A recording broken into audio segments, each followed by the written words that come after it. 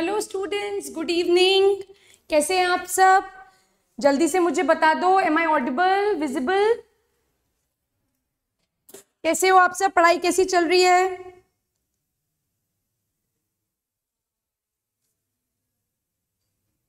कौन कौन आ गया? और कोई डाउट है? क्योंकि अपनी क्लासेस नहीं हुई हैं, एक सैटरडे की क्लास नहीं हुई थी अपनी, तो अगर कोई डाउट है तो वो भी बता दो, उसको भी डिस्कस कर लेते हैं जल्दी से।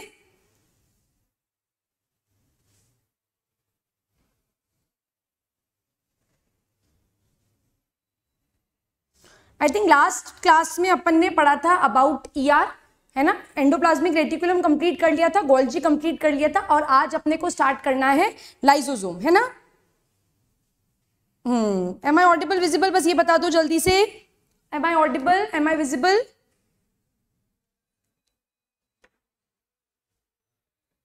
Hello Kareena, Kareena am I audible? Okay okay, great great great. चलिए तो पढ़ना स्टार्ट करते हैं आज अपन। We'll start with a new cell organelle that is lysosome. Prateek, hello, कैसे हो? Any doubt Prateek? कोई डाउट है प्रतीक? करीना कोई डाउट? करीना कोई डाउट? कोई भी ऐसी चीज जो डिस्कस करनी हो? स्क्रीन पूरी अच्छे से दिख रही है?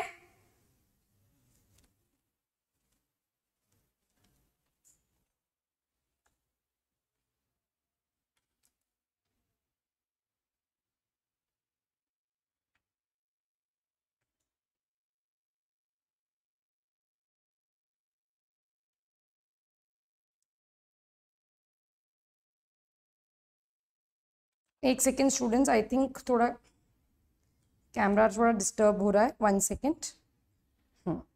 Now I think it is fine.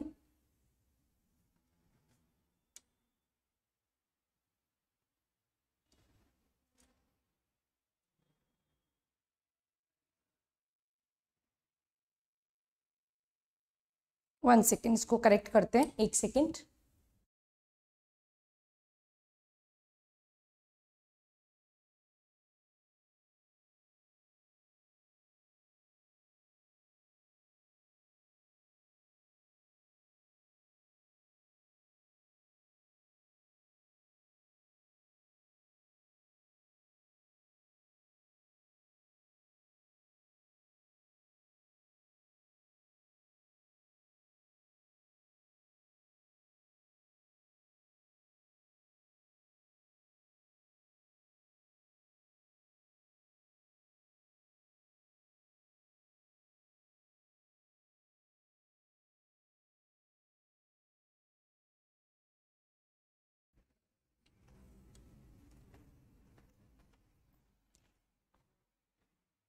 Okay, camera just होता है जब तक मुझसे पूछ लो अगर आपके पास कोई भी डाउट है तो स्टूडेंट्स।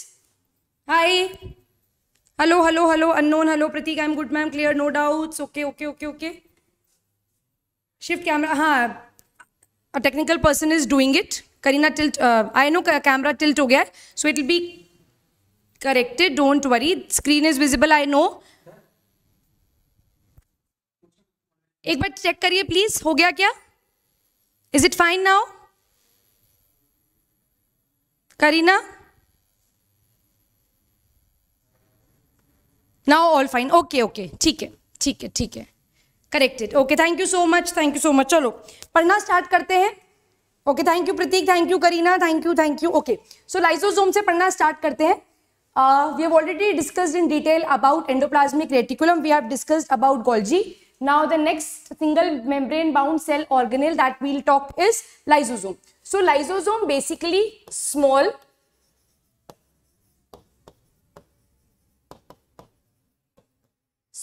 spherical cell organelles हैं, ठीक है? छोटे छोटे spherical cell organelles हैं, बट इनको करेक्टली अगर बोला जाए कि इनकी शेप कैसी होगी, so they are more commonly referred to as that they are polymorphic in nature. They are polymorphic in nature. Polymorphic का मतलब क्या होता है? That they exist in different shapes या they exist in multiple forms. Polymorphic का मतलब है they exist in multiple forms.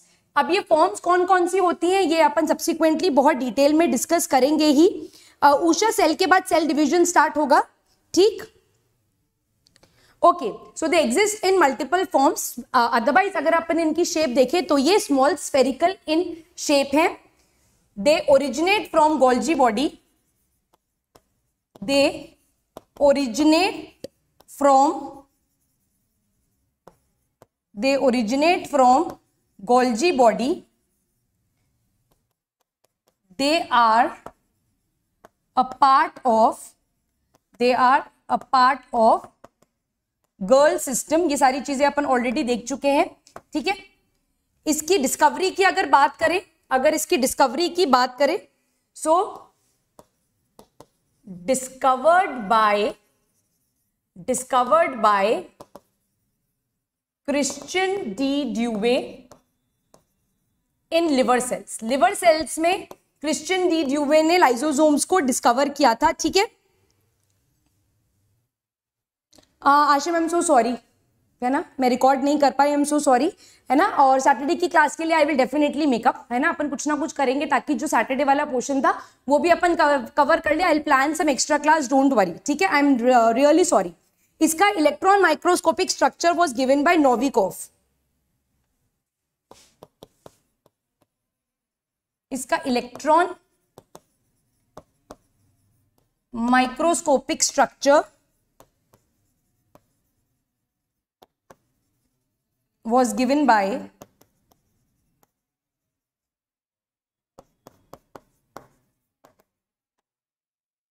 Novikov, ठीक है।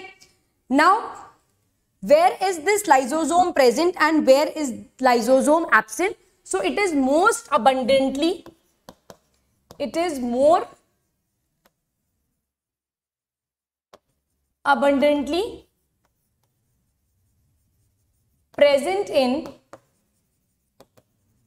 एनिमल सेल, ठीक है। अगर मैं प्लांट सेल से इसको कंपेयर करूं तो प्लांट सेल में लाइसोसोम का number in comparison to animal cell कम होगा। अब क्वेश्चन ये है कि एनिमल सेल में ये ज्यादा कहां मिलेगा, ठीक है। Very good Pratik. In animal cell it is present in variable number. Animal cell में भी इसका जो नंबर है वो वेरिएबल होगा।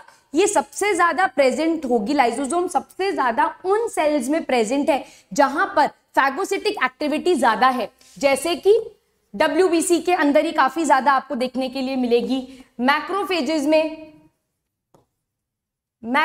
में आपको ज्यादा देखने के लिए मिलेगी। ऑस्टियोक्लास्ट में ये आपको ज्यादा देखने के लिए मिलेगी।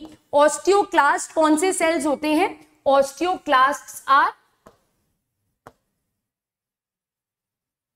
Bone resorbing cells. ये बोन के सेल्स को खा जाते हैं, इनका फैगोसाइटोसिस कर लेते हैं, तो उन सेल्स को हम ऑस्टियोक्लास्ट बोलते हैं। जब हम टिश्यू चैप्टर को देखेंगे वहां पर अपन देखेंगे कि 3 टाइप के बोन सेल्स होते हैं, ऑस्टियोब्लास्ट, ऑस्टियोसाइट, ऑस्टियोक्लास्ट। तो ये जो ऑस्टियोक्लास्टिक सेल्स हैं ये बोन रिजॉर्बिंग सेल्स होते हैं। ये बोन का क्या कर लेते हैं? फैगोसाइटोसिस कर लेते हैं, बोन के सेल्स को खा लेते हैं। तो इन सेल्स में लाइसोसोम जो है उसका अमाउंट आपको हमेशा ज्यादा मिलेगा, ठीक है। यहां तक बात समझ में आई? It is absent in, lysosome is absent in, it is definitely absent in prokaryotes, it is absent in mammalian RBC, it is absent in meristematic cells, it is absent in protist like Euglena, it is absent in few fungi like yeast के case में ये absent है, it is also absent in case of Neurospora. यहां तक बात समझ में आई? Yes, mature RBC, mammalian matured RBC में एब्सेंट है लाइसोसोम, प्रोकैरियोट्स में एब्सेंट है ही सही। Apart from this it is also absent in meristematic cells which is present in case of plants. It is absent in protists like Euglena. It is absent in fungi like yeast and neurospora. How many students participate in NSC-JS? It depends, है ना, state to state quota vary कर जाता है, seats का भी और number of students का भी, है ना। जैसे राजस्थान की अगर मैं बात करूं तो यहाँ पर बहुत सारे स्टूडेंट्स बैठते हैं, यूपी की बात करूं तो यूपी में बहुत कम स्टूडेंट्स बैठते हैं। सो ये नंबर वेरिएबल रहता है, बट हाँ काफी स्टूडेंट्स बैठ जाते हैं, ठीक है। No, Monera, all Monera, it is absent fluffy, but in Protists it is absent in case of Euglena. यहां तक बात समझ में आ गई? यहां तक कोई डाउट? चमक गया यहां तक सारा प्रतीक? अब बात करते हैं इसके स्ट्रक्चर की। Now let us talk of the structure. It is a single membrane bound structure. एक सिंगल मेम्ब्रेन बाउंड स्ट्रक्चर है तो कुछ इस तरीके से दिखेगा। So this would be the membrane. इस मेम्ब्रेन के अंदर क्या भरा हुआ है? इस मेम्ब्रेन के अंदर प्रेजेंट होगी मैट्रिक्स। इस मेम्ब्रेन के अंदर प्रेजेंट है matrix and this matrix consists of enzymes. और इस मैट्रिक्स के अंदर क्या प्रेजेंट है? एंजाइम्स प्रेजेंट है। इट इज सेड कि लाइसोसोम के अंदर करीब करीब 50 अलग अलग तरीके के एंजाइम प्रेजेंट है and these enzymes together are called as, these enzymes together are called as hydrolytic enzyme। और इन एंजाइम को हम क्या कहते हैं? They are called as hydrolytic enzyme। Crystal clear है कृष? ओके, कृष ने बल्ब जला दिए। There is a condition in which lysis is absent, hydrolytic enzyme, ठीक है। अब हाइड्रोलिटिक एंजाइम, ठीक, तो इस मैट्रिक्स के अंदर क्या भरी हुई, यहां पर क्या प्रेजेंट है? यहां पर एंजाइम्स प्रेजेंट है और ये एंजाइम्स जो हैं इनको हम हाइड्रोलिटिक एंजाइम बोलते हैं। अब एक चीज हमेशा याद रखना, पूरी बायोलॉजी में आपके काम आएगी, whether you are preparing for NSC-JS, whether you are preparing for your board और you are preparing for NEET का एग्जामिनेशन ऑल्सो। एक चीज हमेशा याद रखना कि एंजाइम्स जो हैं दे आर हाईली स्पेसिफिक, ठीक है। एंजाइम्स पहले ऐसे बोला जाता था कि all enzymes are proteins, but अब कुछ एक्सेप्शंस हैं, राइबोजाइम वगैरह। तो अगर मैं बात करूं कि जितने भी एंजाइम्स प्रेजेंट हैं, जितने ये प्रोटीनेशियस इन नेचर होते हैं मैक्सिमम, तो एंजाइम्स जितने भी हैं they are highly sensitive to, enzymes जो हैं they are highly sensitive to temperature and pH. Temperature और पीएच के लिए एंजाइम्स बहुत ज्यादा स्पेसिफिक होते हैं। ये हमेशा एक पर्टिकुलर पीएच और एक पर्टिकुलर टेम्परेचर पर ही काम करेंगे। अब मैं अगर ह्यूमन बॉडी के बारे में बात करूं तो हमारी बॉडी का टेम्परेचर फिक्स्ड रहता है ना, तो टेम्परेचर से इतना फर्क नहीं पड़ेगा एंजाइम को, पर हमारी बॉडी के अंदर पीएच के लिए बहुत सेंसिटिव है एंजाइम्स और पीएच के अकॉर्डिंग ही वो काम करते हैं। जैसे मैं आपको एक बहुत कॉमन, एक बहुत छोटा सा एग्जाम्पल देती हूँ। बांग्ला, क्या रिपीट करना है बांग्ला मुझे बता दो, I will repeat it, don't worry. अगर मैं बात करूं स्टमक की, तो स्टमक के अंदर HCl की प्रेजेंस की वजह से एसिडिक पीएच हो जाता है। तो स्टमक में काम करने वाले एंजाइम सिर्फ और सिर्फ एसिडिक पीएच पर ही काम करेंगे। बट यही खाना जब स्टमक से हमारे स्मॉल इंटेस्टाइन में जाता है तो पैनक्रियाज से आने वाले एंजाइम्स जो हैं वो अल्कलाइन पीएच पर, बेसिक पीएच पर काम करते हैं। तो सबसे पहले हमें उस एसिडिक फूड को बेसिक मीडियम में कन्वर्ट करना पड़ेगा। क्यों? क्योंकि एंजाइम्स जो हैं वो हाईली स्पेसिफिक हैं फॉर देयर पीएच। उनको जब एक राइट पीएच मिलेगा वो सिर्फ तभी काम करेंगे, अगर वो पीएच उन्हें नहीं मिलेगा तो एंजाइम्स कैसे हो जाएंगे? नॉन फंक्शनल हो जाएंगे, वो काम ही नहीं करेंगे। क्लियर है? अब यहां पर ये जो हाइड्रोलिटिक एंजाइम्स है लाइसोसोम के अंदर, these enzymes are functional. These enzymes are functional at acidic pH और pH की रेंज कितनी होती है यहां पर? अराउंड 4 to 5, ठीक है। So the pH range is around 4 to 5। इस एसिडिक pH पर जो हाइड्रोलिटिक एंजाइम्स हैं वो एक्टिवली काम करेंगे, अदरवाइज वो काम नहीं करेंगे, पहली बात। अब यहां पर 2-3 बातें आती हैं Bangla classes, what is pH? What is pH? कोई सी चीज कितनी एसिडिक है या कितनी बेसिक है, that is measured in terms of its pH. PH stands for potence of hydrogen. ठीक है, और मैं इसको जनरली पावर ऑफ हाइड्रोजन से याद रखती हूं. तो जिसका पीएच कम होगा, ठीक है, वो कैसा होगा? एसिडिक होगा. जिसका पीएच ज्यादा होगा वो बेसिक होगा. ठीक, इस हिसाब से इसको याद रखा जाता है. ठीक, pH is basically the potence of hydrogen.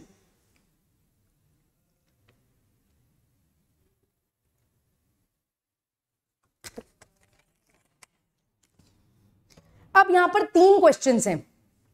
Acidic pH कैसे मेंटेन होता है, दूसरा हाइड्रोलिटिक एंजाइम काम कैसे करते हैं, और तीसरा अभी ठहर के बताऊंगी. ठीक, अब यहां पर एसिडिक पीएच कैसे मेंटेन होता है. लाइसोसोम जो है वो साइटोप्लाज्म से H+ को अंदर पंप कर लेता है. ठीक है, साइटोप्लाज्म जो है वो लाइसोसोम जो है वो साइटोप्लाज्म से H+ को अपने अंदर पंप इन कर लेता है, ले लेता है, और इस H+ की वजह से लाइसोसोम का जो पीएच है वो कैसा हो जाता है? एसिडिक हो जाता है. पहली बात, क्या ये पॉइंट क्लियर है? क्लियर बांग्ला, क्लियर प्रतीक, ये पॉइंट क्लियर है कि लाइसोसोम के अंदर एसिडिक पीएच कैसे मेंटेन होगा?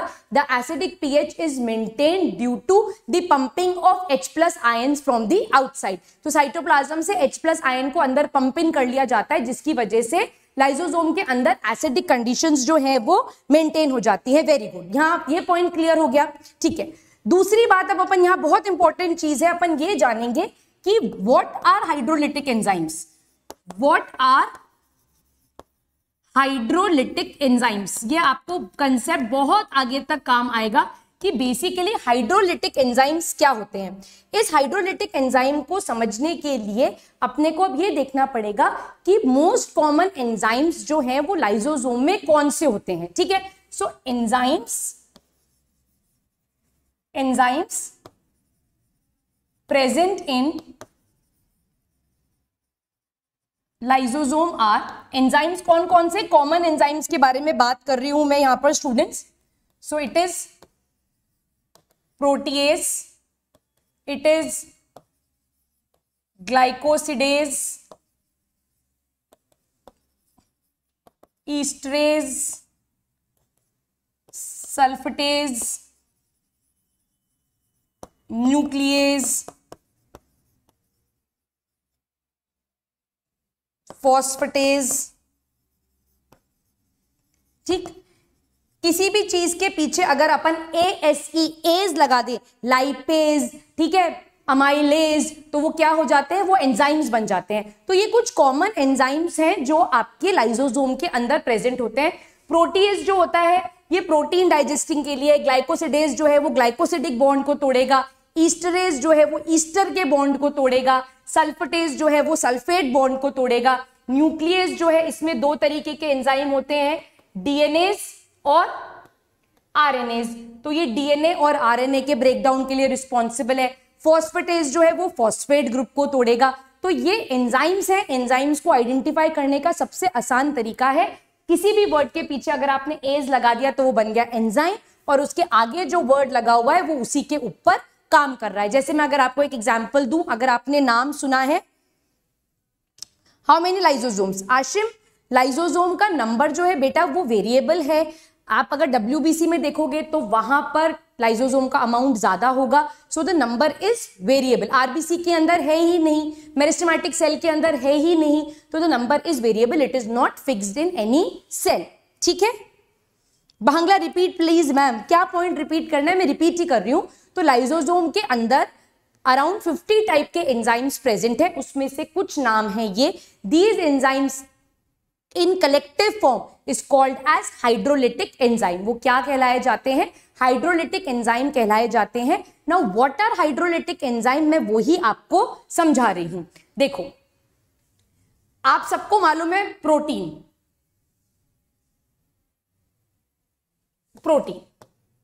you all know protein is made up of a long chain of amino acid. It is made up of long chain of amino acid.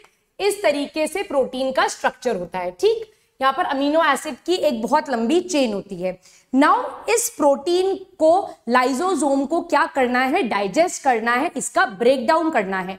So the lysosome will be functional, या जब lysosome काम करेगा तो वो किस तरीके से काम करेगा, उसके हाइड्रोलिटिक एंजाइम काम करेंगे। हाइड्रोलिटिक एंजाइम का मतलब है, यहां ध्यान से देखो, hydro plus lytic. Lytic word का मतलब है टू ब्रेक, लिटिक वर्ड का मतलब है टू ब्रेक, तोड़ना, और हाइड्रो का मतलब है वाटर। तो हाइड्रोलिटिक एंजाइम आप पूरी बायोलॉजी में कहीं पर भी पढ़ोगे तो हाइड्रोलिटिक वर्ड का मतलब होता है कि किसी भी बॉन्ड को तोड़ना by addition of water. Bond को तोड़ दो, पानी को बीच में डाल दो, दैट मीन्स वाटर की मदद से जब आप, या वाटर की एडिशन से आप किसी बॉन्ड को तोड़ रहे हो तो ऐसे एंजाइम को हाइड्रोलिटिक एंजाइम कहा जाता है। क्या ये पॉइंट आपको चमक में आया, ये आया समझ में? तो इसको तोड़ने के लिए, इस अमीनो एसिड की चेन को तोड़ने के लिए आप यहां पर वाटर ऐड कर दो तो ये चेन हो जाएगी कुछ ऐसे, ठीक है। और आपने क्या ऐड कर दिया, यहां पर वाटर ऐड कर दिया। सो दिस condition या this process in which you are breaking a bond with the help of water is called as hydrolytic enzyme. Therefore, all the enzymes present in lysosome are referred to as hydrolytic enzyme और वो एक acidic pH के ऊपर काम करते हैं। ठीक है, समझ में आ गया ये क्रिश? वेरी गुड प्रतीक। बांग्ला क्या पॉइंट रिपीट करना है मुझे बता दो। तो इस तरीके से जो लाइसोसोम है वो किसी भी चीज के डाइजेशन के लिए रिस्पॉन्सिबल है, किसी भी चीज के ब्रेकडाउन के लिए रिस्पॉन्सिबल है। ये पॉइंट यहां तक क्लियर है? कोई डाउट? यहां तक कोई डाउट है? Clear, okay. Now third question क्या है, आप भी सोचो, मैं लिख रही हूं, जब लाइसोसोम खत्म हो जाएगा तब इस पॉइंट को अपन जरूर डिस्कस करेंगे। मेरा एक स्टूडेंट था, एक एग्जाम होता था KVPY, आप जानते होंगे उस एग्जाम के बारे में, किशोर वैज्ञानिक प्रोत्साहन योजना करके एक एग्जाम होता था जो 11th-12th क्लास के स्टूडेंट्स देते थे। तो ये KVPY का एग्जाम जो है ये 2 स्टेजेस में होता था, एक रिटन एग्जाम होता था और दूसरा इसका इंटरव्यू होता था। तो मेरा एक स्टूडेंट था, उससे इंटरव्यू में ये क्वेश्चन पूछा गया था और बहुत अच्छा लॉजिकल क्वेश्चन था, वही मैं लिख रही हूं। तो आप भी इसके ऊपर थोड़ी ब्रेनस्टॉर्मिंग करिए, जैसे ही अपन लाइसोसोम खत्म करेंगे इस क्वेश्चन को अपन जरूर डिस्कस करेंगे, ठीक। तो क्वेश्चन है, if the pH of lysosome is acidic, ठीक है, अगर लाइसोसोम का pH एसिडिक है, then how is the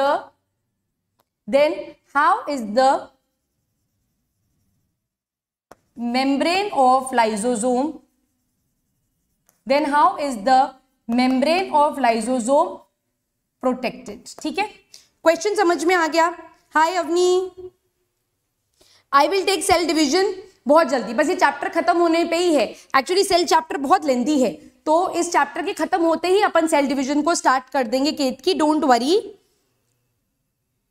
yes, enzyme, the enzymes help in the addition of water. तो जैसे ही वाटर ऐड हुआ बॉन्ड्स ब्रेक हो गए, तो ऐसे एंजाइम को जो कि वाटर के सहायता से, वाटर के एडिशन से बॉन्ड्स को ब्रेक करते हैं, they are called as hydrolytic enzymes. ठीक है आशिफ, क्वेश्चन समझ में आ गया? सो ये एक क्विज का क्वेश्चन है, इसको अपन लास्ट में जरूर डिस्कस करेंगे। Okay, now let us talk of different types of lysosomes, ये इंपॉर्टेंट है।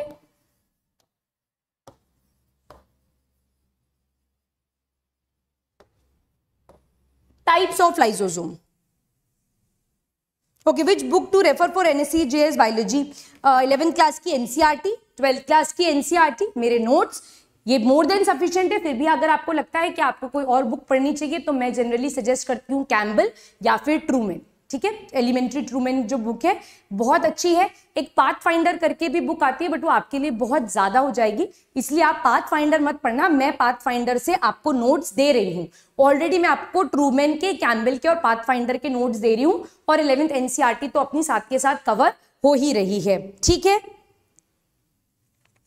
Prateek, are you reading NCERT?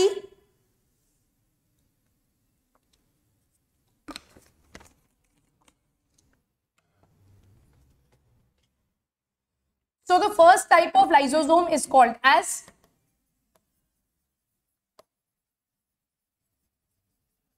Primary lysosome, then we have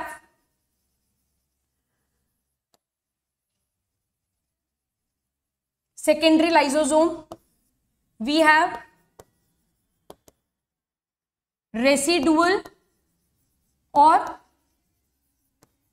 tertiary lysosome, lastly we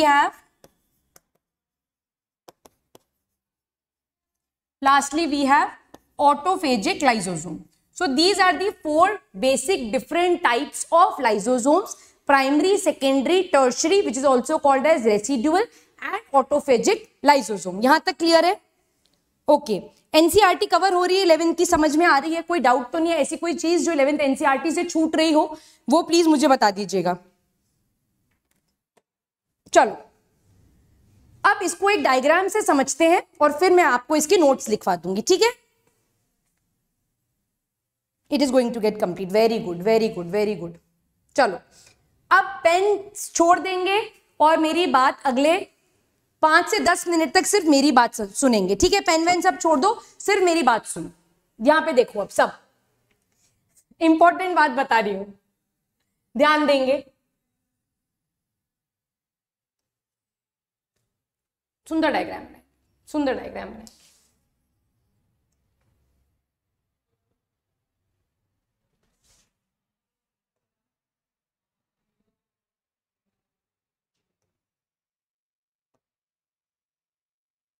ठीक है? So suppose this is the nucleus. Nucleus अभी अपने को पढ़ना है, double membranous structure है. अपन ने ऑलरेडी पढ़ा था, यहां से ब्लेबिंग होती है और यहां से क्या निकलता है? एंडोप्लाज्मिक रेटिकुलम निकलता है. ध्यान से देखेंगे और मेरी बात सुनेंगे, नोट्स बन जाएंगे.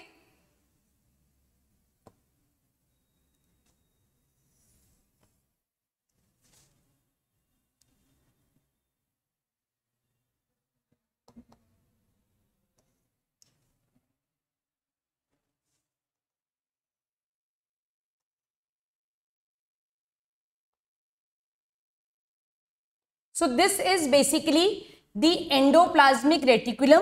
क्योंकि ये न्यूक्लियस के पास है तो इसके ऊपर क्या प्रेजेंट होंगे? यहां पर राइबोसोम्स प्रेजेंट होंगे and therefore it is called as rough endoplasmic reticulum. यहीं से आपका गर्ल सिस्टम का कंसेप्ट भी बन जाएगा, इसीलिए मेरी बात को ध्यान से समझना,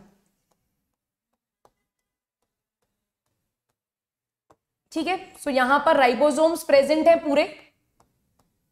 So this is basically what? This is basically our rough endoplasmic reticulum. ठीक है? ठीक है मैम, सेल चैप्टर रीड करना है क्या पूरा? हाँ, पूरा बुक से पढ़ लेना है, पूरा पूरा. This is our rough endoplasmic reticulum. अब इस रफ एंडोप्लाज्मिक रेटिकुलम से वेसाइकल्स निकलते हैं, ठीक है? इस तरह से वेसाइकल्स निकलते हैं and these vesicles move to the Golgi body. These vesicles move to the Golgi body. अपन ऑलरेडी पढ़ चुके हैं कि गोल्जी जो है वो आपके न्यूक्लियस के पास है इस तरीके से. So this is the Golgi body. Is it visible to you? So this is the Golgi.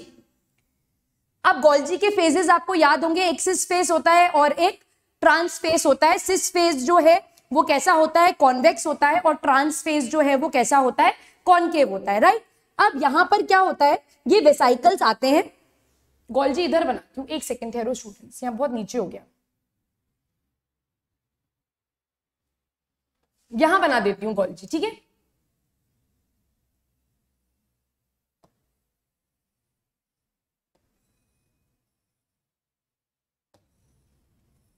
तो यहां पर इस तरीके से हमारे पास गोल्जी है, ठीक है? ये गोल्जी का सिस फेज है और ये गोल्जी का ट्रांस फेज है, मैच्योर्ड फेज, ठीक? अब ये जो वेसाइकल्स हैं जो एंडोप्लाज्मिक रेटिकुलम से प्रोड्यूस हो रहे हैं, ये प्रोटीन्स को, लिपिड्स को, बाकी जो भी चीज एंडोप्लाज्मिक रेटिकुलम ने मैन्युफैक्चर करी है उसको लेकर जाते हैं गोल्जी के पास. यहां तक अपन ने पढ़ा था. They pour their secretions into the cisternae of Golgi. Cisternae of Golgi जो होते हैं ये इनकी पैकेजिंग करते हैं. अब इस ट्रांस फेज से पैकेज वेसाइकल्स जो हैं वो बाहर निकल जाते हैं. जब मैंने गोल्जी बताया था तब मैंने आपको मीडियन गोल्जी बताया था। मीडियन गोल्जी मतलब सिस और ट्रांस के बीच में जो सिस्टर्ने प्रेजेंट है, they are called as median cisternae, median Golgian cisternae. तो वहां से कई बार क्या होता है, इस तरीके से एक बल्ज प्रोड्यूस होता है, एक बडिंग प्रोड्यूस होती है इस तरह से, and they pinch off from the Golgi, ये गोल्जी से पिंच ऑफ हो जाते हैं, and they are called as what, they are now called as lysosome. ये बात यहां पर समझ में आई? क्या ये चीज यहां पर चमकी है? Ma'am can you make a folder statement from the drive? ठीक है, ठीक है, I will do that, I will do that. ये बात यहां पर समझ में आ गई, सबको समझ में आ गई? किसी को कोई डाउट है? ईआर से वेसाइकल्स जाएंगे, गोल्जी में अपने सिक्रीशंस को डालेंगे, गोल्जी उनकी पैकेजिंग करेगा, सिस फेज से वेसाइकल एंटर करेंगे, ट्रांस फेज से वेसाइकल्स निकल जाएंगे। मीडियन गोल्जी में कई बार बडिंग होती है, वहां पर एक बल्ज फॉर्म होता है और वहां से वो वेसाइकल पिंच ऑफ हो जाता है, या ये वो जो वैक्यूल वहां पर बना है वो वहां से पिंच ऑफ हो जाता है, and that is called as lysosome. ये बात यहां पर समझ में आ गई सबको? कोई डाउट है?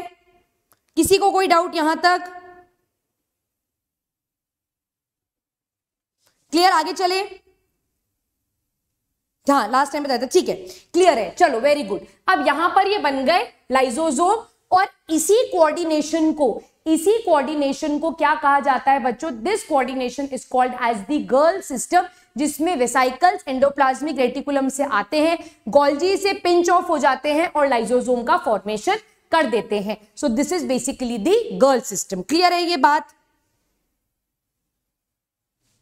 पूरी बुक ही रीड करनी है। चलो, अब ये जो लाइजोसोम गोल्जी से पिंच ऑफ होकर निकले हैं, ताजे नए बने हुए लाइजोसोम जो हैं, इन लाइजोसोम्स को कहा जाता है प्राइमरी लाइजोसोम।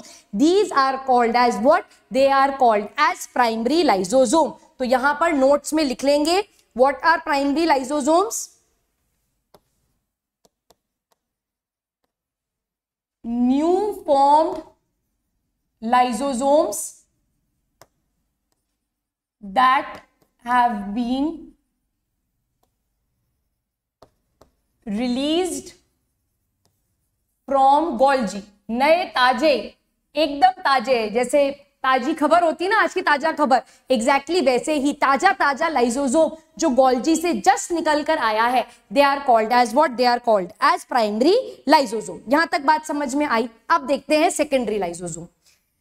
इधर ध्यान देंगे, इंपॉर्टेंट बात है, मिस मत करना।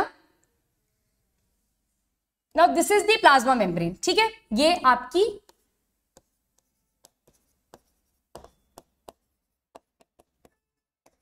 प्लाज्मा मेम्ब्रेन है, ठीक।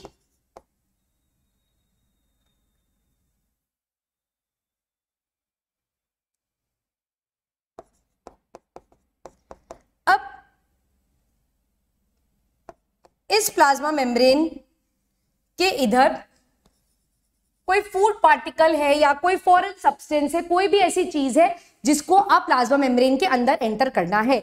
Now whatever any foreign substance और any food particle that will enter the plasma membrane, the process would be called as what? The process would be called as phagocytosis or it would be called as pinocytosis. कोई भी foreign चीज, कोई भी food particle, suppose amoeba है ये, तो वो amoeba जब किसी फूड पार्टिकल को अंदर लेगा या किसी लिक्विड सब्सटेंस को अंदर लेगा या कोई फॉरेन सब्सटेंस जो है वो किसी भी प्लाज्मा मेम्ब्रेन के अंदर जाना चाहेगी, so the process would be called as endocytosis. और उस एंडोसाइटोसिस में या तो फैगोसाइटोसिस होगा या फिर पिनोसाइटोसिस होगा। अब ये इसको जब अंदर इनगल्फ होना है तो what will happen? The plasma membrane would squeeze in a little, plasma membrane जो है वो अंदर की तरफ थोड़ी स्क्वीज होएगी, ये फूड पार्टिकल इसके अंदर जाएगा, ये फूड पार्टिकल इसके अंदर जाएगा and subsequently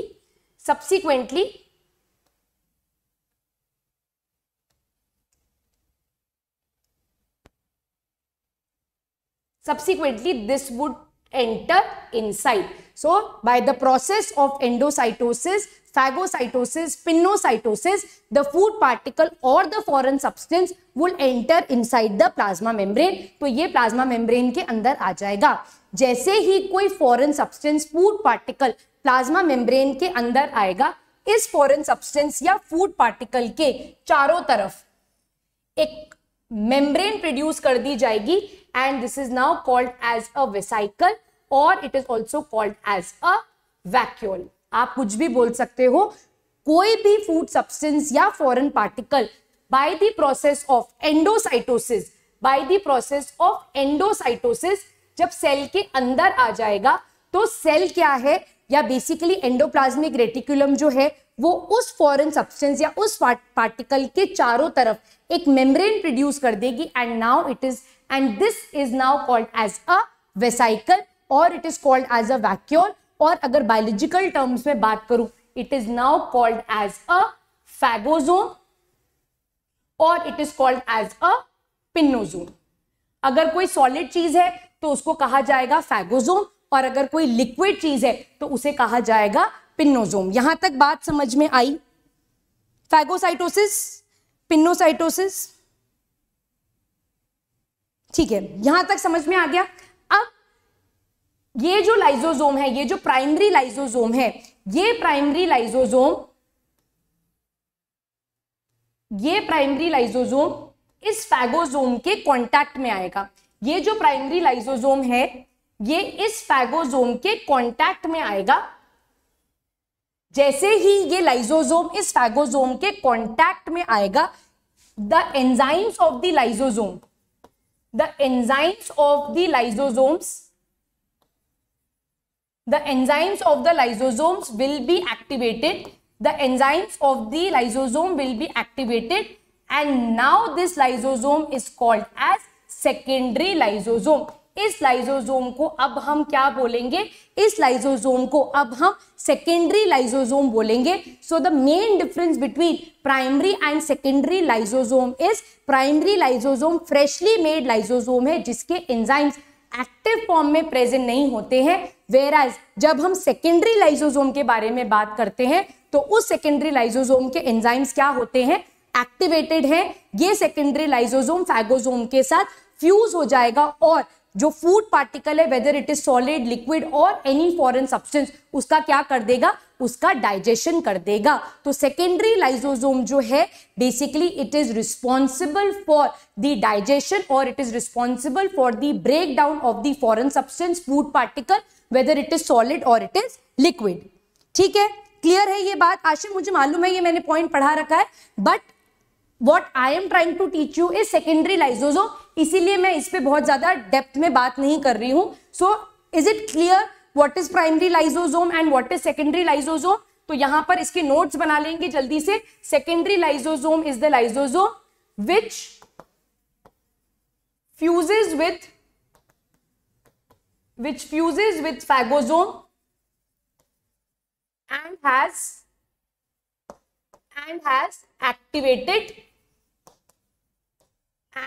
activated enzyme. So this is secondary lysosome. I think यहां तक आपको सब कुछ समझ में आ गया है.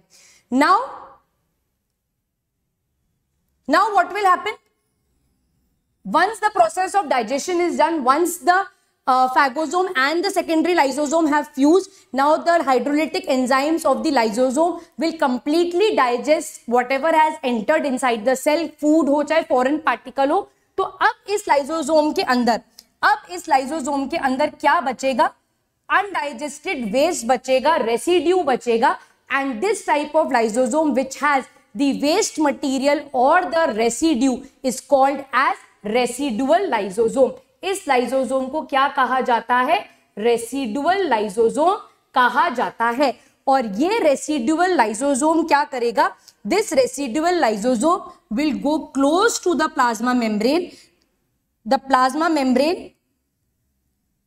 plasma membrane would pinch like this and all the excretory waste is thrown out of the plasma membrane. So this type of lysosome which has the residue of the food particles या undigested waste जो है या fragments हैं, उस fragment को plasma membrane के बाहर निकालने का काम करेगा. This type of lysosome is called as tertiary lysosome और it is called as residual lysosome. Okay, what Ashim, you have not understood the difference between phagocytosis and pinocytosis. अगर आपने पिज्जा खाया तो वो फैगोसाइटोसिस है, अगर आपने कोल्ड ड्रिंक पी तो वो पिनोसाइटोसिस है. मतलब अगर किसी सॉलिड चीज को इनगल्फ किया है तो फैगोसाइटोसिस है, और अगर कोई लिक्विड चीज सेल में गई है उसको इनगल्फ किया है तो वो पिनोसाइटोसिस है. क्लियर है ये बात? अमन समझ में आ गई? Very good. यहां तक सब समझ में आ गया तो नोट्स बना लेंगे. It consists of undigested waste or fragments which is thrown outside the plasma membrane. तो ये तीनों पार्ट्स क्लियर है, प्राइमरी, सेकेंडरी और residual. Now we'll talk of autophagic lysosome. Clear? चलो ऑटोफेजिक देखते हैं.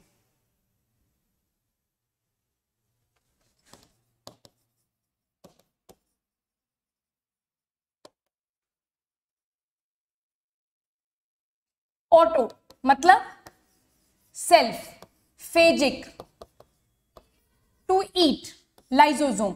तो अगर लाइसोसोम अपने ही किसी सेल ऑर्गेनेल को खा लेगा, अगर अपने ही किसी सेल ऑर्गेनेल को डाइजेस्ट कर देगा, तो उस लाइसोसोम को ऑटोफेजिक लाइसोसोम कहा जाता है. ये बात समझ में आई? तो बेसिकली होगा क्या, यहां पर ध्यान से देखेंगे.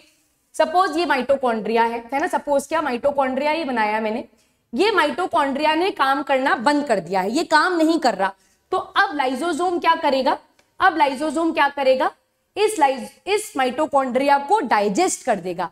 बट डाइजेस्ट करने से पहले एंडोप्लाज्मिक रेटिकुलम जो है वो इस माइटोकॉन्ड्रिया के चारों तरफ एक वेसिकल बनाएगा, और फिर ये लाइसोसोम जो है ये इसको इनगल्फ करेगा अपने एंजाइम से, अपने ही सेल ऑर्गेनेल को खा लेगा, और ऐसे लाइसोसोम को हम ऑटोफेजिक लाइसोसोम कहते हैं. वो लाइसोसोम जो अपने ही सेल ऑर्गेनेल को खा रहा है, अपने ही भाई बंद को खा रहा है, ऐसे लाइसोसोम को हम ऑटोफेजिक लाइसोसोम बोलते हैं. अगर मैं यहां पर लिखूं हीट्रोफैगी, अगर मैं यहां पर लिखूं हीट्रोफैगी, दैट मीन्स ये किसी फॉरेन सब्सटेंस को खा रहा है, ये किसी फॉरेन पार्टिकल को खा रहा है, इसीलिए हेट्रोफैगी है. बट यहां पर वर्ड लगा हुआ है ऑटोफेजिक, दैट मीन्स ये अपने ही किसी सेल ऑर्गेनेल को खा रहा है. क्यों खाएगा? क्योंकि वो सेल ऑर्गेनेल या तो प्रॉपरली काम नहीं कर रहा है, नॉन फंक्शनल हो गया है, या उसके अंदर कोई ना कोई प्रॉब्लम आ गई है, तो लाइसोसोम उसका फैगोसाइटोसिस कर लेगा, लाइसोसोम उसे अपने एंजाइम से डाइजेस्ट कर देगा. बट किसी भी ऑर्गेनेल को डाइजेस्ट करने से पहले इस ऑर्गेनेल के चारों तरफ एक मेम्ब्रेन बनेगी, और उसको अब हम बोलेंगे एक वेसिकल, और फिर लाइसोसोम उसे आइडेंटिफाई करेगा और उसको खा जाएगा, उसको सेल से डिस्ट्रॉय कर देगा. क्या ये पॉइंट यहां पर समझ में आ गया है? चमक गया यहां तक? अगर चमक गया है तो सेशन को लाइक भी करो, बल्ब भी जलाओ, और इस सेशन को शेयर भी करो. क्लियर है? नाउ एक टर्म है जो लाइसोसोम के साथ बहुत कॉमनली एसोसिएट की जाती है, that it is called as the suicidal bag. It is called as the suicidal bag. तो yes, lysosome is called as the suicidal bag. अगर हिंदी में देखें तो suicidal bag का मतलब होता है आत्मघाती थैली. Suicidal bag is called as आत्मघाती थैली. आत्मघाती थैली, ठीक है.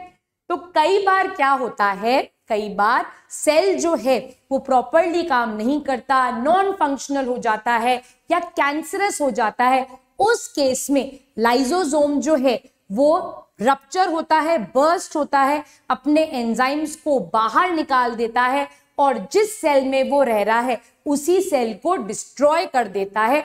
उस कंडीशन में ही लाइसोसोम को आप सुसाइडल बैग बोलोगे। अदरवाइज लाइसोसोम का काम या तो हेट्रोफैगी है या फिर उसका काम ऑटोफैगी है। बट कई बार सेल नॉन फंक्शनल हो गया, कैंसरस हो गया, प्रॉपरली काम नहीं कर रहा, तो उस केस में लाइसोसोम जो है वो बर्स्ट आउट होता है, अपने कंटेंट को रिलीज करता है और जिस थाली में खाता है उसी में छेद कर देता है और उसी सेल को क्या कर देता है, डिस्ट्रॉय कर देता है। Only then it is called as the suicidal bag.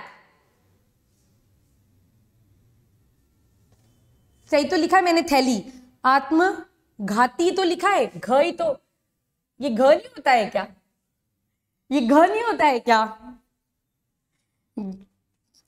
So damn cool, आत्मघाती थैली, मौत का कुआं मौत का कुआं, मैंने आत्मघाती सही लिखा है, घाती ऐसे ही तो लिखते हैं, घ कैसे लिखते हैं, घ क ख ग घ ऐसे ही होता है। हाँ ठीक है, सही लिखा है मैंने, ठीक है। So this is called as आत्मघाती थैली और it is called as suicidal bag when it ruptures and releases its contents and destroy the entire cell, then it is called as the suicidal bag। और ऑटोफेजिक के आगे लिख लेंगे when it eats or digests its own cell organelle, then it is called as autophagic lysosome। तो यहीं पर मैंने आपको गर्ल सिस्टम भी समझा दिया है, तो आई थिंक आपको गर्ल सिस्टम में भी कोई डाउट नहीं होगा, टाइप्स ऑफ लाइसोसोम में भी कोई डाउट नहीं होगा। और ये क्वेश्चन जो है that if the pH of lysosome is acidic then how it is the membrane of lysosome protected, इसके बारे में आप सोचोगे, या तो कमेंट बॉक्स में मुझे जवाब देना या नेक्स्ट क्लास में अपन इसे जरूर डिस्कस करेंगे। मैम हिंदी ले ली बोर्ड्स में तो फेल हो जाऊंगा। नरूतो, ओहो सही बात है मैम, सही सही सही। ये क्या लिखा है, सहरसा है, पता नहीं क्या है ये। और नरूतो मुझे बता रहा है घ कैसे लिखते हैं, बल्ब जल गए।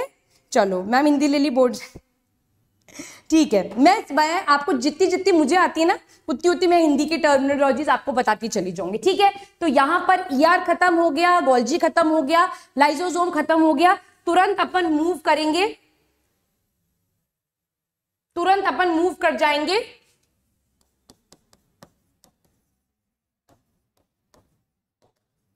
माइक्रोबॉडीज पे। तुरंत अपन बात करेंगे माइक्रोबॉडीज के बारे में। ये जो माइक्रोबॉडीज हैं ये भी सिंगल मेम्ब्रेन बाउंड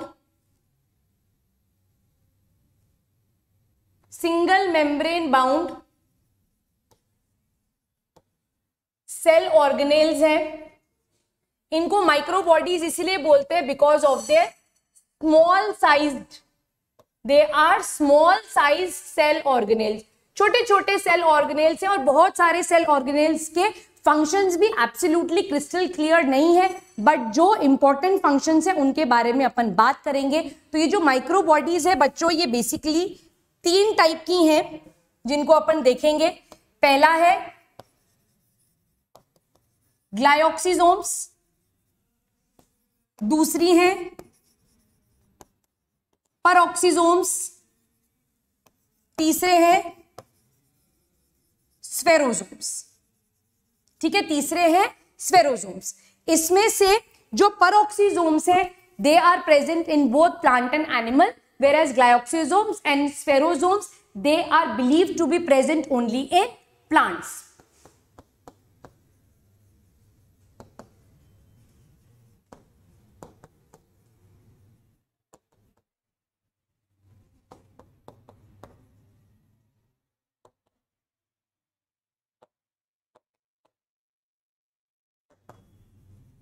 और परऑक्सिसोम्स जो है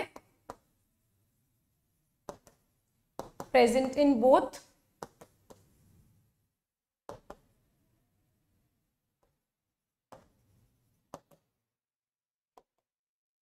ठीक है, यहां तक बात समझ में आ गई? अर्णव क्या कह रहा है मुझे? 1 सेकेंड। अर्णव मैम मुझे हिंदी नहीं आती, मुझे अरे अर्णव मुझे भी आती है पंजाबी, अपन पंजाबी में भी बात करेंगे। Which is better book, Pearson और Pathfinder? It is completely up to you. मेरे हिसाब से सारी बुक्स बहुत अच्छी हैं, है ना। मैं ऐसे यूं नहीं बोल सकती कि ये अच्छी है, ये अच्छी नहीं है। मेरे हिसाब से एनसीईआरटी इस दुनिया की सबसे अच्छी किताब है। एनसीईआरटी के बाद मेरे नोट्स बहुत अच्छे हैं और इतने में आई थिंक आपका एनएससीजेएस हो जाएगा। पाथफाइंडर, पियर्सन, इसमें से जो आपको इजी लगती है, जिसको आप आराम से पढ़ पाते हो, वो बुक आप फॉलो करो, ठीक है। हाँ, Avani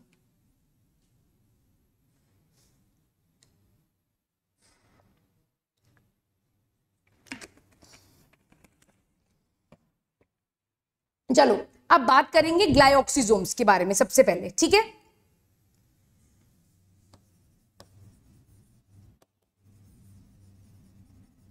present only in plant cell, ये मैंने आपको बता दिया है, ठीक है।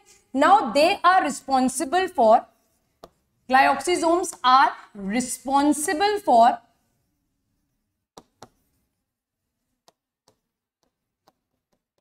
it is responsible for beta oxidation of fat. This is very important. इसको ध्यान से देखो यहां पर। प्लांट्स के केस में फैट्स जो है, उस फैट को कार्बोहाइड्रेट में कन्वर्ट करने का काम करते हैं ग्लाइऑक्सीजोम्स। फैट्स जो हैं, उस फैट को कार्बोहाइड्रेट में कन्वर्ट करने का काम करते हैं glyoxysomes and this process is called as beta oxidation. और यहां पर एक साइक्लिक प्रोसेस चलता है which is called as glyoxylate cycle. वो अपने सिलेबस में नहीं है। यहां पर आपको जो बात याद रखनी है कि फैट को कन्वर्ट किया जाता है कार्बोहाइड्रेट में और इस कार्बोहाइड्रेट से फिर प्लांट को क्या मिलती है? एनर्जी मिलती है। Now the number of glyoxysomes is also variable.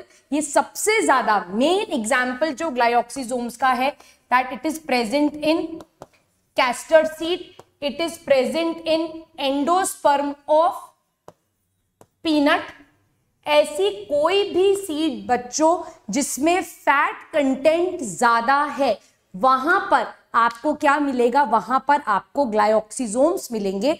और ये ग्लाइऑक्सीजोम्स जो हैं, ये प्लांट के केस में फैट को, सीड के फैट को कार्बोहाइड्रेट में कन्वर्ट करेंगे और फिर वहां से प्लांट को क्या मिलेगी? एनर्जी ऑब्टेन करेगा plant. This is the main function of glyoxysomes. हाँ, बहुत सारे एंजाइम्स काम करते हैं, सिंगल स्टेप प्रोसीजर नहीं है। This is not a single step procedure कि फैट जो है वो ऐसे कार्बोहाइड्रेट में कन्वर्ट हो गया। It is a long cycle, एक साइक्लिक प्रोसेस चलता है, ठीक है, उससे कन्वर्ट होता है। पर यहां पर जो काम करता है सेल ऑर्गेनेल, वो ग्लाइऑक्सीजोम से। इससे ज्यादा आपको पढ़ने की जरूरत नहीं है। अर्णव तुसी पंजाबी अनराइप फ्रूट्स नहीं, अनराइप फ्रूट्स नहीं, जहां पर फैट है, जहां पर फैट कंटेंट है केक की, है ना, जैसे कैस्टर सीड्स हैं, ठीक, जैसे पीनट्स है, या आप ड्राई फ्रूट्स ले सकते हो जिसमें फैट कंटेंट होता है। उस फैट को कार्बोहाइड्रेट में कन्वर्ट करने का काम करते हैं ये ग्लाइऑक्सीजोम्स, ठीक है। बत्ती जल गई, वेरी गुड। ये कितनी गंदी पंजाबी लिखी है, बहुत सारी स्पेलिंग है, ठीक है। दिस इज, यही याद रखना है आपको ग्लाइऑक्सीजोम्स के केस में, और कुछ नहीं।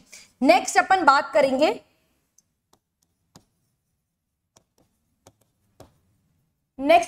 करेंगे, पेरोक्सीजोम्स के बारे में, ठीक है। Peroxisomes are present in both plant and animal cells. सबसे पहले बात करेंगे प्लांट्स के बारे में, ठीक है। सबसे पहले बात करेंगे अपन यहां पर प्लांट्स के बारे में। मेन काम जो पेरोक्सीजोम्स का है प्लांट्स में, that they participate in a process which is called as photorespiration. Important है ये, डिटेल अपन इसकी देखेंगे फोटोसिंथेसिस में, पर यहां पे ब्रीफली मैं आपको ये समझा देती हूं। ब्रीफली यहां पर समझो व्हाट इज फोटोरेस्पिरेशन। प्लांट अगर लाइट की प्रेजेंस में फोटोसिंथेसिस छोड़कर रेस्पिरेशन करने लग जाएं तो ऐसे प्रोसेस को शास्त्रों में फोटो रेस्पिरेशन के नाम से जाना गया है। और फोटो रेस्पिरेशन जो है वो एक बहुत ही वेस्टफुल प्रोसेस है। It is a wasteful process. Why wasteful process? क्योंकि आप इसमें एटीपी नहीं बना रहे हो, आप इसमें ग्लूकोज के सिंथेसिस की तरफ नहीं जा रहे हो, आप अपनी एनर्जी यूं ही वेस्ट करे जा रहे हो। ठीक है, जैसे होता है ना, आमदनी अठन्नी खर्चा रुपया, है ना। तो एग्जैक्टली ये जो स्टेटमेंट है ना, आमदनी अठन्नी खर्चा रुपया, ये मुझे लगता है एज बायोलॉजी स्टूडेंट्स अपने को फोटो रेस्पिरेशन के लिए यूज करना चाहिए, क्योंकि इसमें प्लांट जो है वो अपनी एनर्जी को वेस्ट कर रहा है और अल्टीमेट रिजल्ट उसको कुछ नहीं मिल रहा। So this wasteful process is called as photorespiration. Photorespiration एक ऐसा प्रोसेस है जिसमें प्लांट्स क्या करते हैं, लाइट की प्रेजेंस में फोटोसिंथेसिस को छोड़कर रेस्पिरेशन करने लग जाते हैं, एक गलत रास्ते पर चलने लग जाते हैं। तो उस वेस्टफुल प्रोसेस को फोटो रेस्पिरेशन कहते हैं। NSE-JS का क्वेश्चन है कि फोटो रेस्पिरेशन में कौन कौन से सेल ऑर्गेनेल्स रिस्पॉन्सिबल है। तो यहां पर एक ट्रायड चलता है, एक तिकड़ी चलती है। 3 cell organelles complete the process of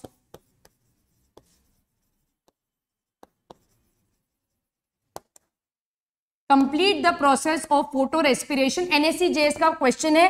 तो पहला सेल ऑर्गेनेल है chloroplast,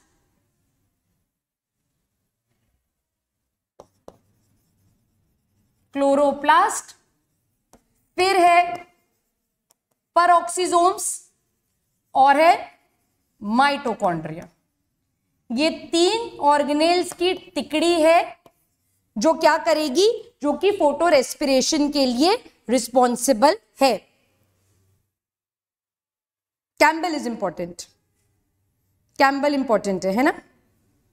Shreyansh, it is very shorter, it is very important to read class 11th NCERT. Shreyansh ma'am, is Truman and Campbell important? हाँ इंपॉर्टेंट है, आप कैम्बल पढ़ सकते हो, दोनों में से एक। मैम लगता है आपसे हिंदी की ले लेना, मेरे से हिंदी की क्लास भी ले लेना। ऐसी क्या बात कर दी तूने शिव। क्लियर है ये? क्लियर। तो यहां पर प्लांट्स के केस में पेरोक्सिसोम्स जो है ये एक बहुत ही इंपॉर्टेंट वेस्टफुल प्रोसेस के लिए रिस्पॉन्सिबल है। That wasteful process is called as photorespiration. Photo मतलब लाइट, रेस्पिरेशन मतलब breakdown of glucose. That means आमदनी अठन्नी खर्चा रुपया, काम धाम करा नहीं, खर्चा करने पहले पहुंच गए। तो ये बहुत ही वेस्टफुल प्रोसेस है और इस वेस्टफुल प्रोसेस के लिए 3 सेल ऑर्गेनेल मिलजुल कर काम करते हैं। That is chloroplast, peroxisomes and mitochondria. तो ये तिकड़ी है, इसको अपन डिटेल में फोटोसिंथेसिस के चैप्टर में पढ़ेंगे। इंपॉर्टेंट प्रोसेस है तो इसको अपन डिटेल में वहीं देखेंगे। ठीक, यहां तक बात समझ में आ गई? श्रेयांश, हाँ एक्सपेंसिव है पर आप इसको ऑनलाइन देख सकते हो, शायद इसका PDF आपको मिल जाएगा। Where you can ask doubts from me. तो नरूतो, you can always post your doubts Telegram पे, जो मैं नोट्स डालती हूँ वहां पर कमेंट बॉक्स सेक्शन होते हैं, वहां डाल सकते हो आप साथ साथ में जो यूट्यूब के कमेंट्स है वहां पर डाल सकते हो। डाउट्स मैं सारे एड्रेस करती हूँ, ठीक है। श्रेयांश, मैं ऐसा कुछ नहीं कह रही हूं कि आप ट्रूमैन ना करें, आप कैम्बल ना करें, कैम्बल करें, ट्रूमैन करें, मैं ऐसा कुछ नहीं बोल रही हूं।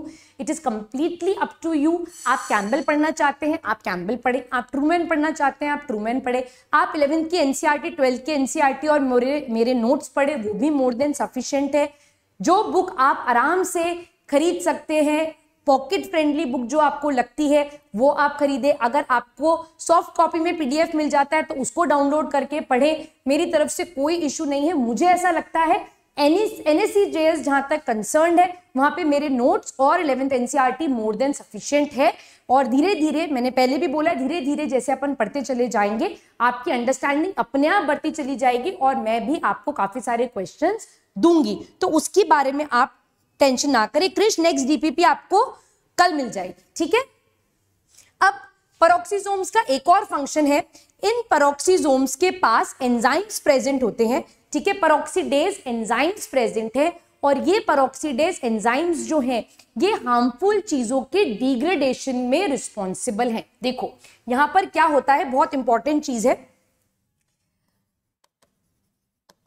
अमीनो एसिड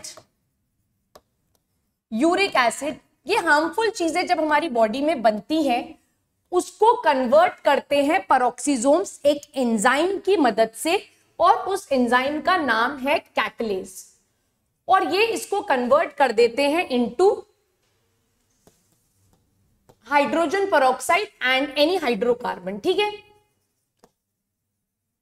हाइड्रोकार्बन तो ठीक है, बट ये जो H2O2 है ये अगेन बहुत हार्मफुल है बॉडी के लिए, चाहे ये प्लांट की बॉडी में बने या हमारी बॉडी में बने।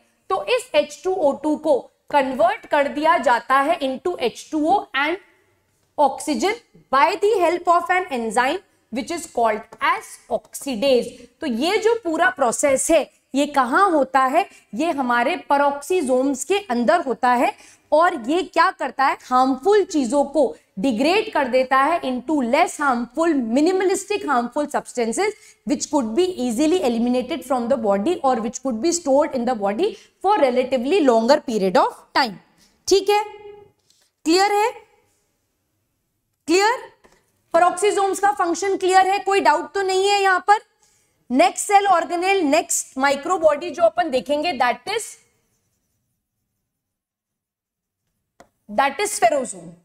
अब ये जो स्फेरोसोम है इसके बारे में बहुत डिटेल एग्जैक्ट स्टडीज नहीं हो रखी हैं, इसके बारे में बहुत डिटेल चीजें मालूम नहीं है, but it is suppose it in the plant it is responsible for 2 function. तो सबसे पहली चीज अपन लिखेंगे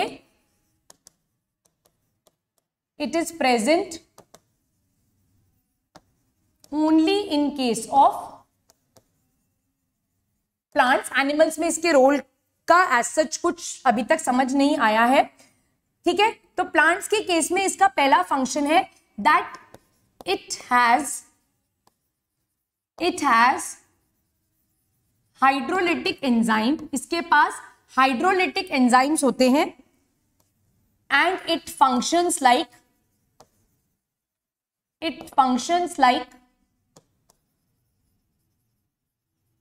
लाइसोसोम। इसको प्लांट लाइसोसोम भी कहा जाता है। प्लांट्स के केस में लाइसोसोम्स कम होते हैं, इसीलिए जो स्फेरोसोम्स हैं उन स्फेरोसोम के पास भी लाइसोसोम के जैसे हाइड्रोलिटिक एंजाइम्स प्रेजेंट है, और ये बिल्कुल लाइसोसोम के जैसे काम करते हैं। पहला function.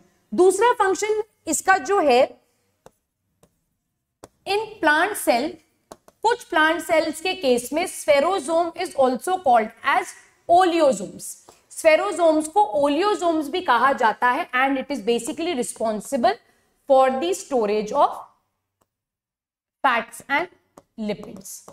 It is basically responsible for the storage of fats and lipids. तो ये काम है इन 3 माइक्रो बॉडीज का, ग्लाइकोक्सिसोम्स, स्फेरोसोम्स एंड पेरोक्सीसोम्स। क्लियर है ये बात? What is beta oxidation? Beta oxidation एक प्रोसेस है जिसमें फैट्स जो हैं बच्चों वो कार्बोहाइड्रेट में कन्वर्ट हो जाते हैं। हमेशा एक चीज याद रखना, बायोलॉजी में कभी भी आपको एक चीज पढ़नी है या समझनी है कि हमारी बॉडी में या किसी भी सेल के अंदर जो एनर्जी का सोर्स है, जो रेस्पिरेटरी सबस्ट्रेट है, वो हमेशा ग्लूकोज होगा। तो जितना भी ग्लाइकोजन हमारी बॉडी में है वो पहले ग्लूकोज में कन्वर्ट होगा, फिर एनर्जी देगा। जब पूरा ग्लाइकोजन, पूरा स्टोर हाउस ऑफ कार्बोहाइड्रेट खत्म हो जाएगा तब फैट का नंबर आएगा। तो फैट पहले ग्लूकोज में कन्वर्ट होगा, उसके बाद वो आपको एनर्जी देगा। तो इस कन्वर्जन को क्या कहा जाता है? This is basically beta oxidation of fat. Abhinav hi, clear है? यहां तक क्लियर है बात? तो यहां पर अपन सारे single membrane bound cell organelles खत्म कर चुके हैं। अब एंडोमेम्ब्रेन सिस्टम याद करो। एंडोमेम्ब्रेन सिस्टम 11th एनसीईआरटी में लिखा हुआ है। ईआर, गोल्जी, लाइसोसोम और वैक्यूल चारों मिलकर एंडोमेम्ब्रेन सिस्टम बनाते हैं। तो वही एंडोमेम्ब्रेन सिस्टम के पार्ट को, दैट इज वैक्यूल को, अब मैं डिस्कस करूंगी। क्लियर है? करीना को क्लियर है? क्लियर बेटा? अल्फा ऑक्सी, यहाँ पे बीटा ऑक्सीडेशन इसलिए बोला जाता है क्योंकि आप जब ऑर्गेनिक केमिस्ट्री पढ़ोगे तो जहां से बॉन्ड्स ब्रेक होते हैं, अल्फा कार्बन, बीटा कार्बन, ये सारी चीजें आप देखोगे, तो आप जो बॉन्ड ब्रेक कर रहे हो वो आप बीटा साइड से ब्रेक कर रहे हो, इसीलिए वहां पर बीटा ऑक्सीडेशन वर्ड बोला जाता है। ठीक, ठीक है, समझ में आ गया? तो बल्ब जला दिया करो तो मुझे अच्छा लगता है। नेक्स्ट पढ़ेंगे अपन वैक्यूल। ठीक है, अब ये जो वैक्यूल है it is considered as an ergastic body. इसको एर्गास्टिक बॉडी इसीलिए बोला जाता है क्योंकि इसके अंदर कोई एक्टिव मेटाबॉलिक एक्टिविटीज नहीं हो रही हैं। यहां पर एक्टिव मेटाबॉलिज्म नहीं हो रहा है। आप ईआर के बारे में देखो तो ईआर के अंदर प्रोटीन लिपिड्स का सिंथेसिस है, गोल्जी के अंदर पैकेजिंग हो रही है, लाइसोसोम किसी चीज का फाइगोसाइटोसिस कर रहा है, माइटोकॉन्ड्रिया एटीपी बना रहा है, मतलब सारे सेल ऑर्गेनेल्स कुछ ना कुछ मेटाबॉलिज्म कर रहे हैं। बट वैक्यूल क्या कर रहा है, उसका मेन काम सिर्फ स्टोरेज है, वो किसी भी चीज के मेटाबॉलिज्म के लिए रिस्पॉन्सिबल नहीं है। Therefore it is considered as an ergastic body. ठीक, अब वैक्यूल के बारे में खास बात है, the outer membrane, the outer membrane of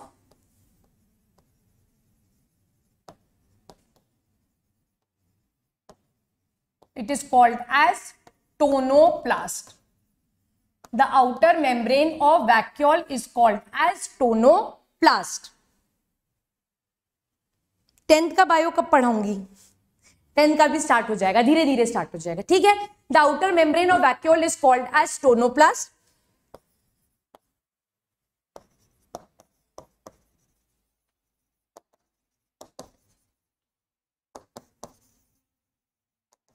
It is present in both plant and animal cell.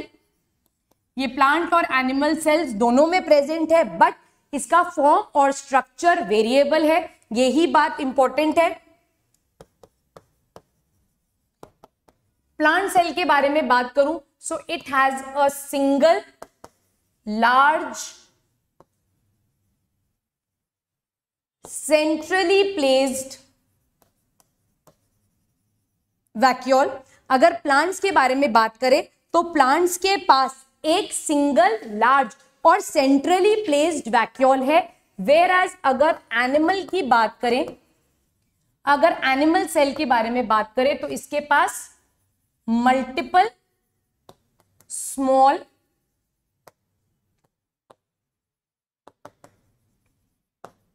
Scattered vacuole present है। तो प्लांट्स के केस में एक सिंगल सेंटर में बड़ा सा वैक्यूल प्रेजेंट है जो प्लांट सेल की मैक्सिमम स्पेस को ऑक्यूपाई करता है। वेयरएज अगर मैं एनिमल सेल के बारे में बात करूं तो एनिमल के केस में छोटी छोटी बहुत सारी स्कैटर्ड वैक्यूल प्रेजेंट है। क्या ये बात यहां तक क्लियर है? हाँ, ग्लाइऑक्सिसोम से क्वेश्चन आया था विच सेल, और बिल्कुल आया था ग्लाइऑक्सिसोम से पिछले साल क्वेश्चन, बिल्कुल करेक्ट है। ये मैंने आपको पहले जब फ्लो चार्ट बनवाया था वहां पर भी लिखवाया था कि लास्ट ईयर ग्लाइऑक्सिसोम से क्वेश्चन आया था। सेल चैप्टर से काफी सारे क्वेश्चंस आते हैं। यहां तक बात समझ में आ गई, कोई डाउट तो नहीं है? अब प्लांट सेल के बारे में मैं अगर बात करूं तो in case of plant cell, in meristematic cells vacuole is absent. Meristematic cells के केस में जो वैक्यूल है वो एब्सेंट है, ठीक है। मेरिस्टेमेटिक सेल्स के केस में वैक्यूल एब्सेंट है क्योंकि मेरिस्टेमेटिक सेल्स जो हैं वो एक्टिवली डिवाइडिंग होते हैं, वहां पर वैक्यूल का कोई काम नहीं है, पहली बात। दूसरी इंपॉर्टेंट बात, अगर मैं एक मैच्योर प्लांट सेल के बारे में बात करूं तो वहां पर सेंट्रली वैक्यूल प्रेजेंट होता है, जिसकी वजह से न्यूक्लियस जो है वो पेरीफेरी की तरफ शिफ्ट हो जाता है, वो साइड में प्रेजेंट होता है। प्लांट सेल के केस में न्यूक्लियस जो है वो कैसा होता है, इसेंट्रिक होता है, सेंटर से दूर होता है। वेयरएज एनिमल्स के केस में न्यूक्लियस जो है वो सेंट्रल पोजीशन में प्रेजेंट है, क्योंकि एनिमल सेल में वैक्यूल जो है वो छोटे छोटे स्कैटर्ड तितर पितर इधर उधर पड़े हुए हैं। क्लियर है? ये क्लियर? यहां तक कोई डाउट नहीं है? चलो अब बात करेंगे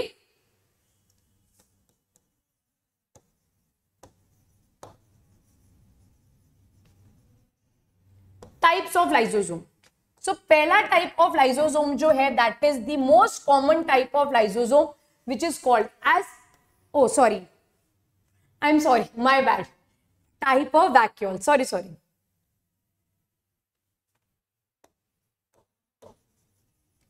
types of vacuole.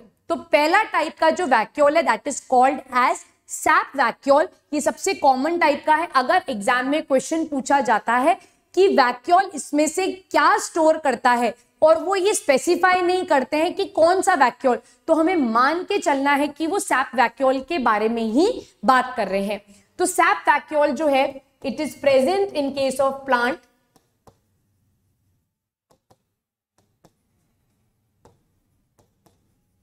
it is present in case of plants. It is mainly responsible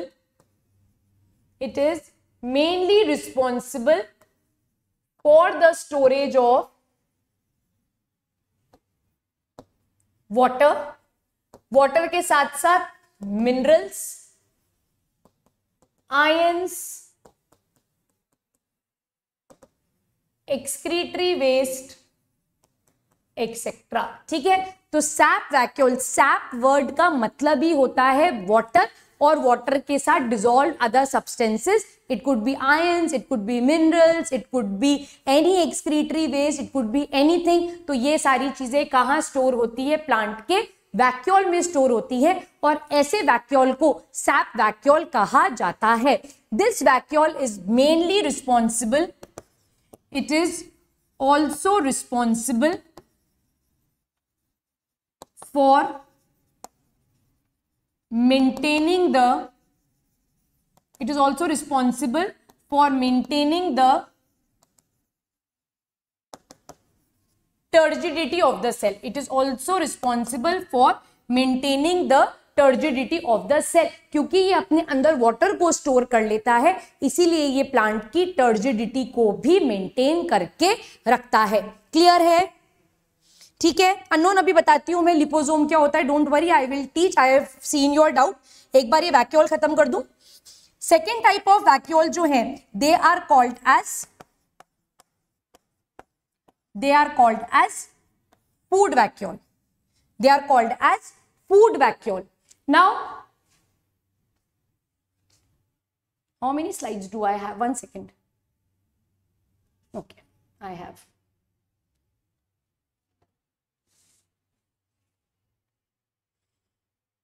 ये कौन है, ये फेमस अमीबा है।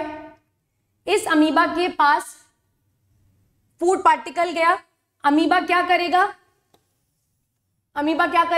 सूडोपोडिया बनाएगा, और इस फूड पार्टिकल को अपने अंदर इनगल्फ कर लेगा।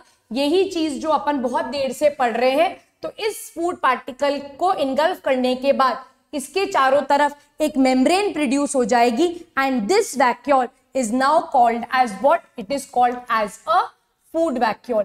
इस वैक्यूल को क्या कहा जाएगा, इस वैक्यूल को फूड वैक्यूल कहा जाएगा। अब इस फूड वैक्यूल के पास लाइसोसोम आएगा और फूड के डाइजेशन में मदद करेगा। तो ऐसे वैक्यूल को, जो कि यूनिसेल्युलर ऑर्गेनिजम्स के केस में फूड के इंजेस्टमेंट के टाइम पर बन रहे हैं, जब यूनिसेल्युलर ऑर्गेनिज्म ने फूड को इंजेस्ट किया है, फूड को अपनी बॉडी के अंदर लिया है, उस टाइम पर जो वैक्यूल बन रहा है, ये वैक्यूल कहा जाता है food vacuole.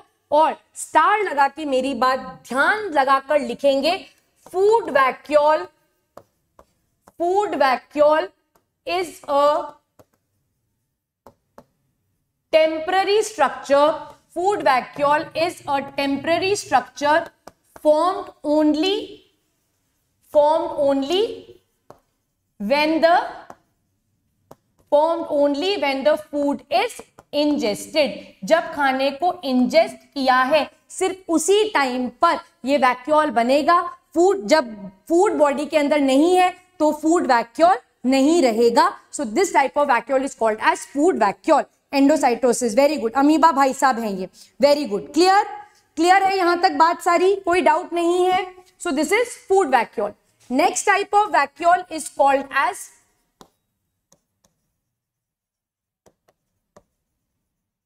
contractile vacuole. Next type of vacuole is called as contractile vacuole. Now this contractile vacuole, it is also seen in case of protists living in it is also seen in case of protist living in case of fresh water. ऐसे protist जो कि fresh water में रहते हैं उनके पास एक structure present है which is called as contractile vacuole. Contractile vacuole जो है it functions just as our kidney। ये किडनी के जैसे काम करता है। सो बेसिकली ये किसके लिए रिस्पॉन्सिबल है? ये ऑस्मो रेगुलेशन के लिए रिस्पॉन्सिबल है।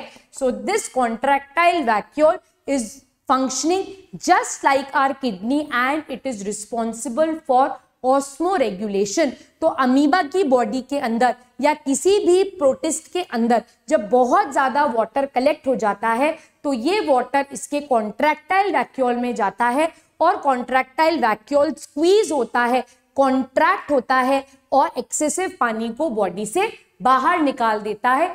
इसीलिए जो प्रोटिस्ट फ्रेश वाटर में रहते हैं वो सरवाइव कर पाते हैं। एक चीज याद रखना बच्चों, एनिमल किंगडम में, ठीक है, या प्रोटिस्ट्स में किसी के पास भी सेल वॉल नहीं है।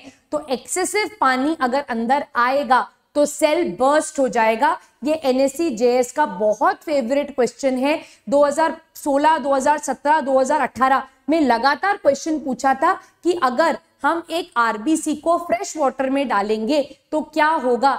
एक पॉइंट के बाद आरबीसी बर्स्ट हो जाएगी क्योंकि बाहर से पानी आरबीसी के अंदर आता चला जाएगा और एक लिमिट के बाद प्लाज्मा मेम्ब्रेन कंप्लीटली स्ट्रेच होने के बाद बर्स्ट हो जाएगी। वेयरएज प्लांट सेल को अगर आप फ्रेश वाटर के अंदर डालोगे तो वो फूलकर मोटा हो जाएगा, बर्स्ट नहीं होगा क्योंकि उसके पास वैक्यूल प्रेजेंट है, क्योंकि उसके पास एक सेल वॉल प्रेजेंट है जो कि उसकी टर्जिडिटी को मेंटेन करके रखता है। पर ये चीज एनिमल सेल में नहीं होती। तो अब उन एनिमल्स के बारे में सोचो या उन ऑर्गेनिजम्स के बारे में सोचो जो फ्रेश वाटर में रह रहे हैं और उनके बाहर एक सेल वॉल भी नहीं है।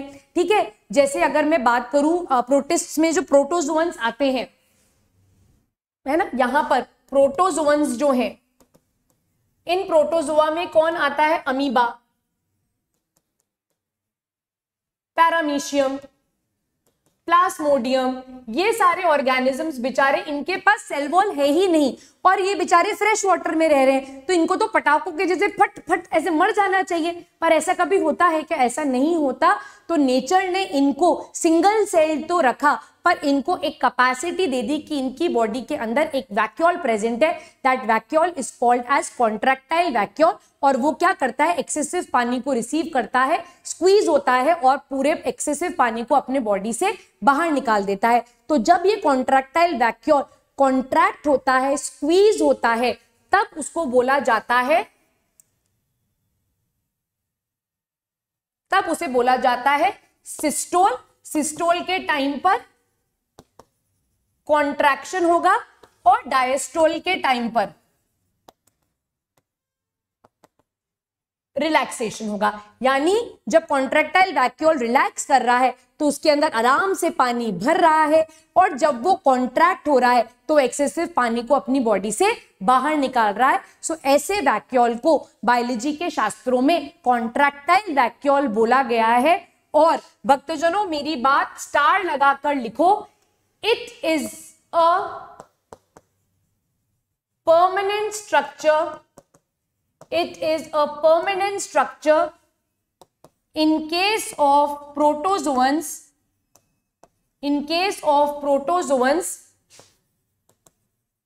living in fresh water। ठीक है, फ्रेश वाटर प्रोटोजोअन्स के केस में कॉन्ट्रैक्टाइल वैक्यूल एक परमानेंट स्ट्रक्चर है। क्या मेरी बात समझ में आ गई है? सिस्टोल और डायस्टोल, लाइसोसोम का क्वेश्चन तो कल बताऊंगी और नेक्स्ट क्लास में बताऊंगी। बेटा सिस्टोल का मतलब होता है कॉन्ट्रैक्ट करना, डायस्टोल का मतलब होता है रिलैक्स करना। तो जब कॉन्ट्रैक्टाइल वैक्यूल रिलैक्स्ड होगा उसके अंदर पानी भरेगा, जब वो स्क्वीज करेगा तो एक्सेसिव पानी को बॉडी के बाहर निकाल देगा। ठीक है आशिम, क्लियर? ठीक है, नेक्स्ट क्लास खत्म करने से पहले नेक्स्ट वैक्यूल पढ़ेंगे which is called as gas vacuole. अगर आपने एनसीईआरटी को ध्यान लगाकर पढ़ा है तो जहां पर प्रोकैरियोट्स दे रखा है यूकैरियोटिक सेल से पहले, जितना मुझे याद है राइट हैंड साइड पेज पर लास्ट लाइन जहां पर प्रोकैरियोट्स खत्म हो रहा है वहां पर चुपके से एनसीईआरटी ने एक लाइन चिपका दी है, that prokaryotes also have a vacuole which is called as gas vacuole. सिर्फ एक लाइन में एनसीईआरटी ने इसको खत्म कर रखा है, तो वही मैं आपको डिटेल समझा रही हूं कि ये जो गैस वैक्यूल है they are present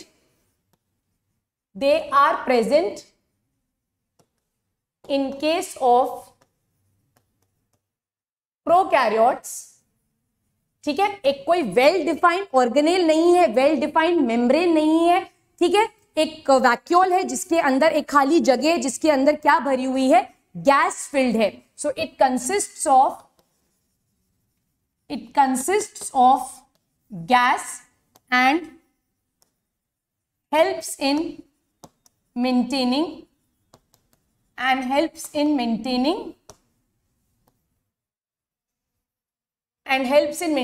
buoyancy। That mean ये प्रोकैरियोट्स को फ्लोट करने में मदद करते हैं। स्पेसिफिकली कौन से प्रोकैरियोट्स, जो कि autotrophic mode of nutrition follow करते हैं। They are mainly seen in case of blue green algae, they are also seen in case of purple bacteria, ठीक है। इनके केस में ये जो गैस वैक्यूल है वो प्रेजेंट है, मेनली ये ब्लू ग्रीन एल्गी की केस में प्रेजेंट है, और ये क्या करता है, इनको फ्लोट करने में मदद करता है। क्या ये पॉइंट यहां पर समझ में आ गया है, क्लियर है? तो यहां पर वैक्यूल भी अपना खत्म हो जाता है। We are done with the vacuole part also, ठीक, we are done with the vacuole part also. So next class when we will meet, we will talk of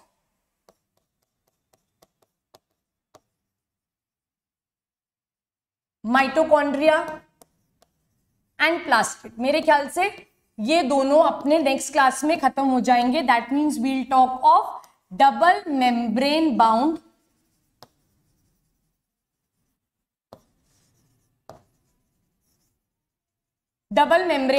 cell organelle, ठीक है। ब्लू ग्रीन एल्गी के साथ लिख लो आप यहां पर photosynthetic bacteria, ठीक। So next class we'll talk of double membrane bound cell organelle, that is mitochondria and plastid। और अपकमिंग वीक में मैं डेफिनेटली एक्स्ट्रा क्लास रखूंगी, क्योंकि मैं इस वीक में इस चैप्टर को खत्म करना चाहती हूँ। आज ट्यूसडे है, सो 2 क्लासेस तो मेरी शेड्यूल्ड है, और एक और class I will let you know through the Telegram channel और थ्रू YT अपडेट। मैं आपको बता दूंगी कि नेक्स्ट क्लास अपन कैसे प्लान करेंगे, बट इस वीक में इस चैप्टर को खत्म कर देंगे, क्योंकि अभी माइटोकॉन्ड्रिया, प्लास्टिड बचा है, राइबोसोम बचा है, न्यूक्लियस बचा है, सीलिया फ्लैजिला का सेक्शन बचा है, तो चैप्टर अभी काफी बचा है स्टूडेंट्स। तो मोस्ट प्रोबेबली इस वीक में इसे खत्म करेंगे। कल मैं आपको ELP दे दूंगी, और यहां तक आप आराम से पढ़ो। कोई डाउट है तो कमेंट बॉक्स सेक्शन में मेंशन करो।